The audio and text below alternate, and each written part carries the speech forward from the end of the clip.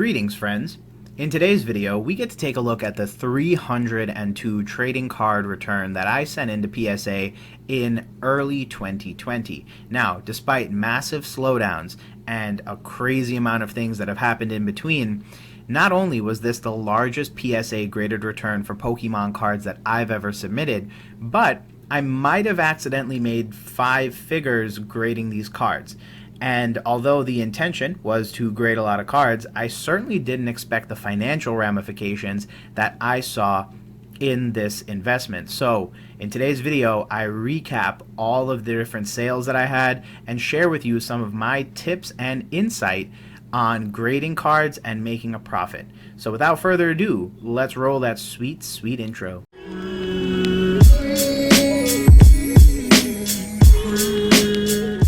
Hey Gengar gang, what is going on?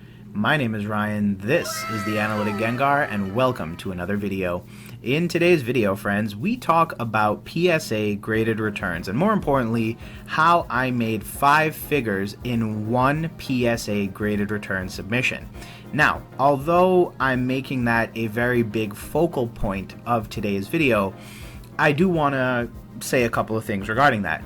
Obviously, this is more than just an investment to me. As many of you know, I am a big Pokemon fan, I'm a big Pokemon collector, and it doesn't really take much for you to know that, probably just based on the random things that I do on this channel. I'm a huge collector, and I am primarily a hobbyist.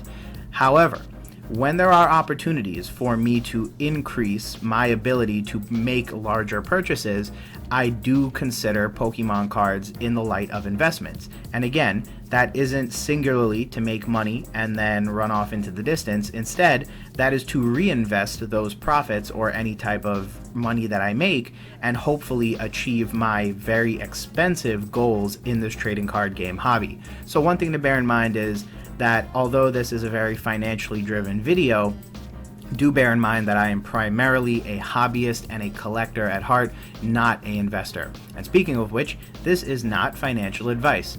This is me and my experiences, which may not actually simulate or indicate any kind of performance that you can expect when doing something similar. So bear in mind that there were many factors that led to my success, but those factors may not be available to you or may be more available to you whenever you make decisions similar to this one. Please use this video to learn and to develop your understanding and hopefully get a better understanding of how to go about doing something like this in order to help you pursue your goals in the hobby. And as always, collect what you love, friends. It's not always about money, although, not gonna lie, that was a fat stack of cash. Anyways, so, on to the actual topic for today, now that all my disclaimers are done. Today, we review my 302 trading card submission. So, let's talk about everything. Now, if you remember, a whiles back, I actually made a video where I walked you through a spreadsheet that looked very similar to this, and unsurprisingly, it was just an anonymized version of the same sheet. All I really went ahead and did was go ahead and plug in the actual numbers that I did. And so if you're interested in learning more about how costs are calculated and what things to consider, you should probably go check out that video after this video. I'll do my best to have it linked down below. And of course, if anybody wants a copy of that sheet, which you can use for your own purposes, feel free to reach out via either Instagram, Twitter, or email, and I will do my best to get you a copy of that sheet for your own personal uses. So, first things first was the purchase of the cards, and I was fortunate enough in order to purchase the cards from one person for a whopping $3,775. What was interesting about this particular lot of cards for anyone who watched many of those graded return videos is that you had a pretty decent span across all of the generations going up to Power Keepers. So effectively, you had everything from base WotC all the way up to EX Power Keepers, and that basically had everything. You know, I think we didn't have Jungle, but I'm pretty sure we had Fossil. I know for a fact we had Neo cards, we had tons of Legendary Collections, Skyridge, Aquapolis Expedition, EX Team Aqua versus Magma, Hold On Phantoms, you name it. Like, we had every type of card you could possibly imagine. So one thing I will say is that prices like this probably no longer exist in the real world. And the only reason for that is because this was purchased in, I believe, like early January of 2019, and basically sat in my room and in the box it came in for all that time. One of the reasons why it sat so long was because I wanted a PSA special in order to submit under. And so, ironically enough, that didn't come around until PSA had opened up after their initial shutdown in April of 2020. So just to show you how long a commitment some of this stuff can be, it can be insanely difficult to really pull any kind of miracle that happens overnight. And, you know, I'll go ahead and explain more about this as we move along. Next up was shipping to PSA. That was just a medium flat rate box with some, you know, pretty generic packaging, nothing crazy. Supplies is $134.25. This is $125, I believe, for some tape, $30 for like bubble wrap and specifically card savers. I know I had also spent a ton of money on like sleeves and rubber bands. So basically what I went ahead and did was I basically just aggregated all of this up and said to myself, again, I'm paying myself at least in part for the time that I spend. If I spent 4 nights packaging this stuff for 5 hours a night, I paid myself $5 an hour, which isn't necessarily the most money. And I don't mean to sound pretentious when I say like, oh, my time is worth more than that, but it was more so just with the intention of making sure that I accounted for all possible factors in order to arrive at the most conservative figure I possibly could. Obviously, the big one here has to be grading. Grading 328 cards is not a cheap endeavor, and you can imagine if I was paying $20 a card, how expensive this would have been. Fortunately, it wasn't that expensive, and that's mainly because I timed it out with the Pokemania promotion that PSA ran in May of 2020, so I was able to go ahead and take advantage of that promotional pricing, which I believe was $8 a card.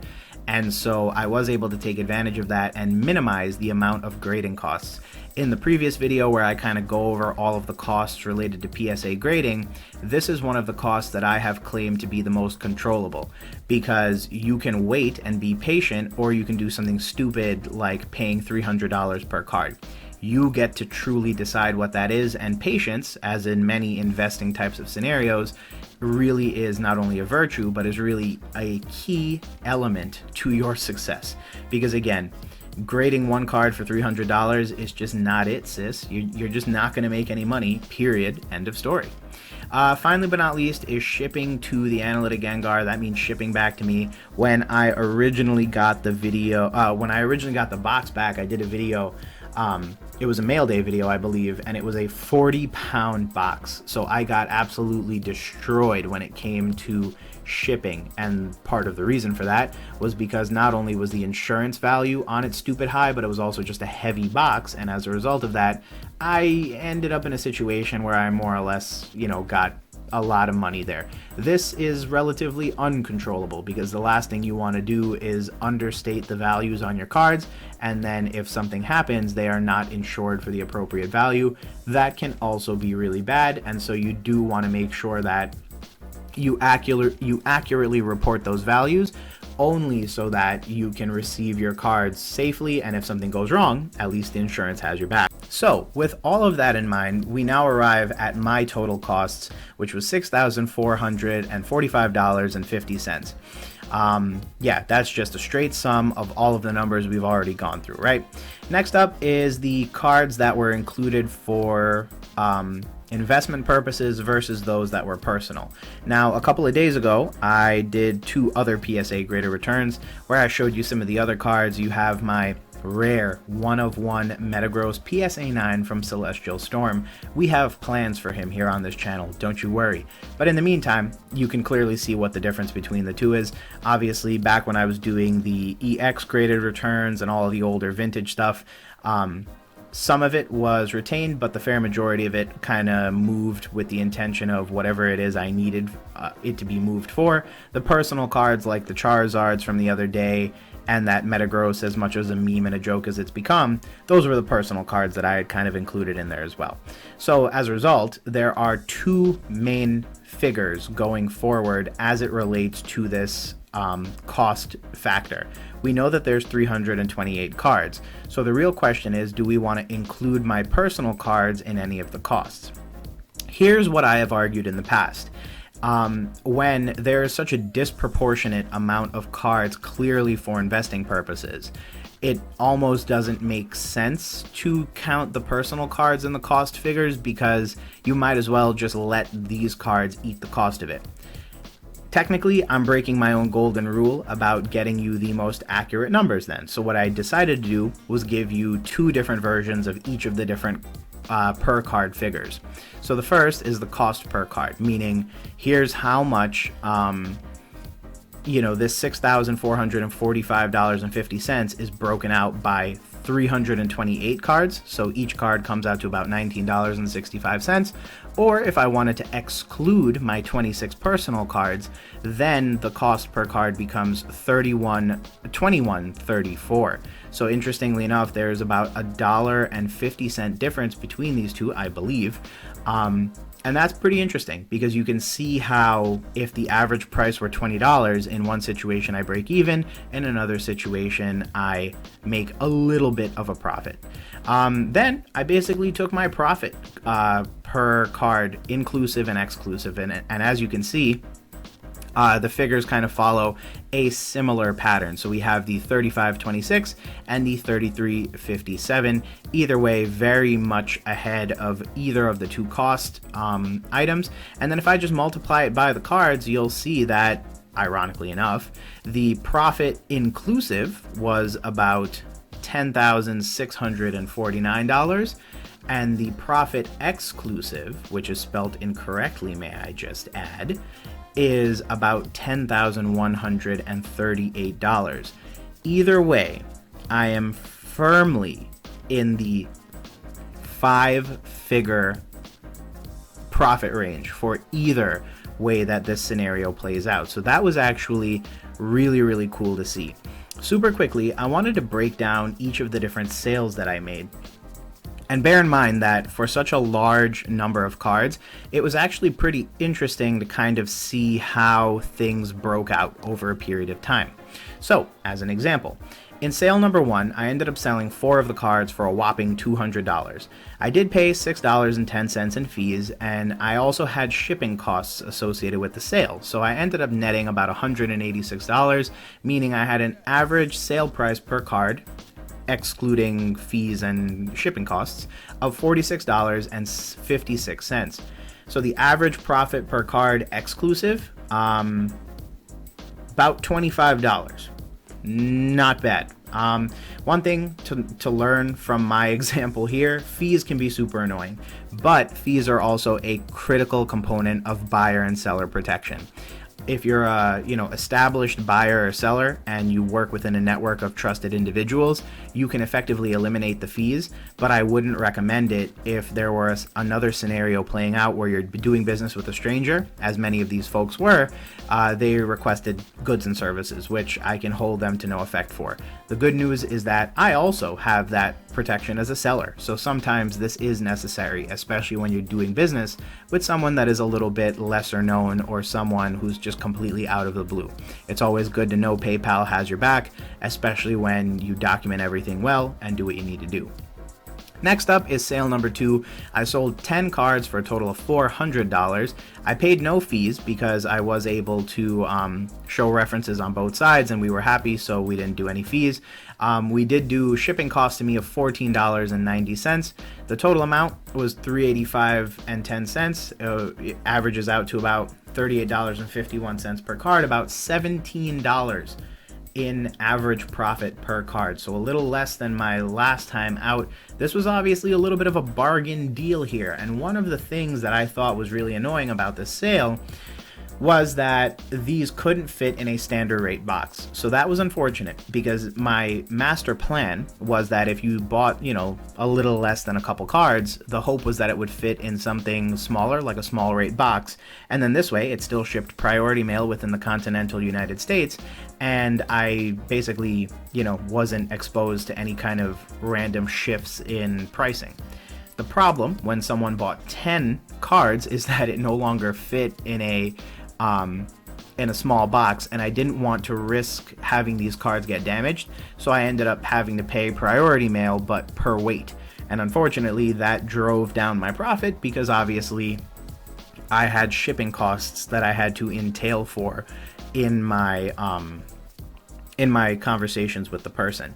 Next up is sale number 3, pretty regular stuff, 5 cards, $480, no fees, some standard shipping costs to me. I believe this was also a small flat rate box, and net amount was $471.70, average price per card was about $94, and about $73 after any fees that I had paid.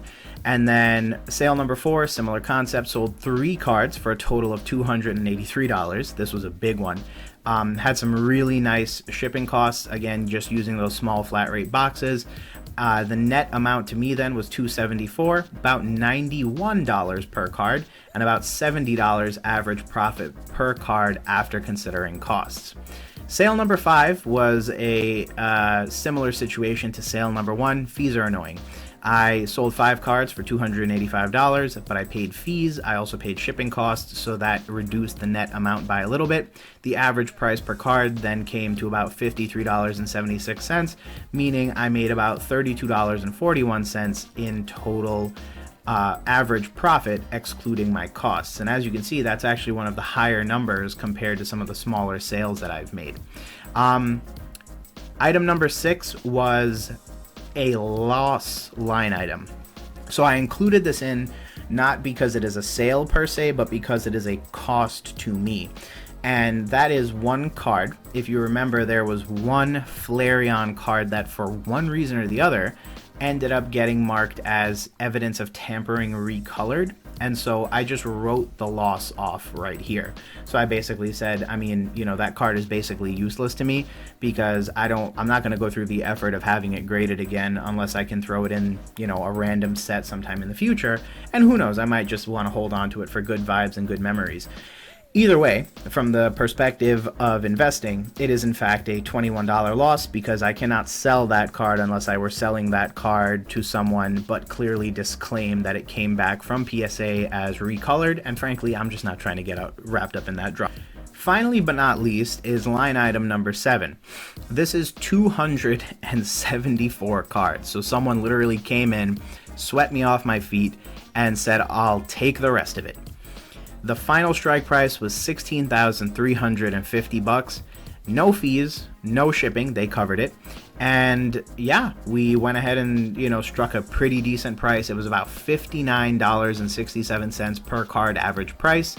Taking away the costs to me, came out to about $38.33 per card in profit. And yeah, a bulk sale. That is the value of a bulk sale. Bulk sales, meaning, larger numbers, mean you don't have to deal with all the little nuances. People are more willing to cover shipping for you because it is a large sale. And frankly, you get to walk away with above average profit per card, which is pretty neat. As you can see, my average overall was about $33.57, and this is still about $4.50 above that number. So in the grand scheme of things, I'm still putting tons of money in my pocket, and this person gets to walk away with a larger collection on their hand. The one drama with this was that this was shipped to someone, I believe, in late August of 2020. And USPS was a hot mess back then. So we debated what we were going to ship with, and we ended up on USPS, and we decided to do priority mail overnight, which technically has a guarantee. They're supposed to deliver by a guaranteed time or your money back. The item was missing for 2 days. So I think I mailed it like on a Monday, and it didn't get there until Wednesday afternoon. Mind you, it was guaranteed to arrive by 11 a.m. the following day. So for 2 days, I was basically out quite a bit of money. And here's the thing, whenever you ship an item that large, whenever you ship an item, with such a high priority of mailing service, there tends to be a lot of visibility to it. In fact, I had someone from the local post office call me on my cell phone and tell me that they were going to go look for it. The following morning, I didn't even have to call back. Instead, tracking updated. So although USPS is super dedicated, and there are a lot of good folks out there who will go out of their way to make sure your package gets where it needs to be, it can be a very frightening experience. And one of the things I've learned is that, especially when it comes to something so high value, or something where I don't necessarily want to insure, but I also just want to have it arrive there quickly, I would probably go with FedEx or UPS, especially here in the States. I would just do that to avoid the headache. The 2 days that I spent kind of sleepless, tossing and turning because I thought $16,000 in Pokemon cards was missing, was a really bad time.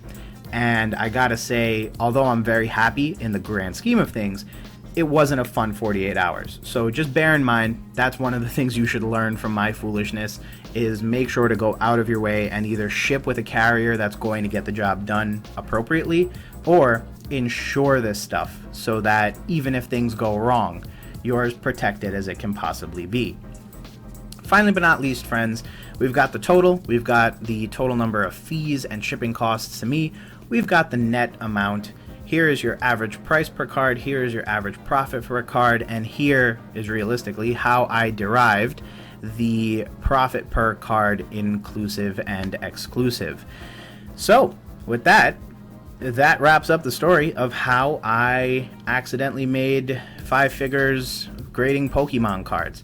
A couple of last minute thoughts. Don't expect to replicate this anytime soon. There's a variety of reasons why you shouldn't, but the first thing has to relate to the purchase of cards.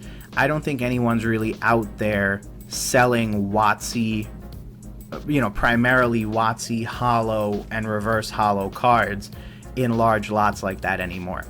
If they are, I guarantee you what I bought will probably go for anywhere from 8 to 10 grand right now.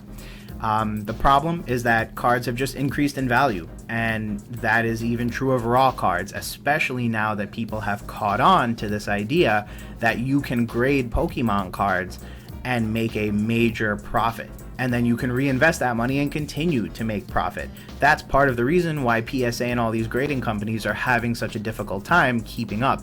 It's because people have, caught on to this trend and are not only doing it once or twice like I am, but instead doing this habitually, meaning every couple of weeks they're sending in hundreds of cards, and if thousands of people are doing this, it's no wonder PSA had to shut their doors, because business was just too good. And as you can see, business is too good. Yeah, you can back in the day at least, you could have turned around, like scratched your left ear and made a couple bucks selling Pokemon cards on the side. So realistically, it was very profitable. Nowadays, I think people have caught on to that and have increased the price on these vintage lots, and not only that, but they're getting harder and harder to find. So that's the first thing. That's going to be a significant contributor to your total costs and that bottom line.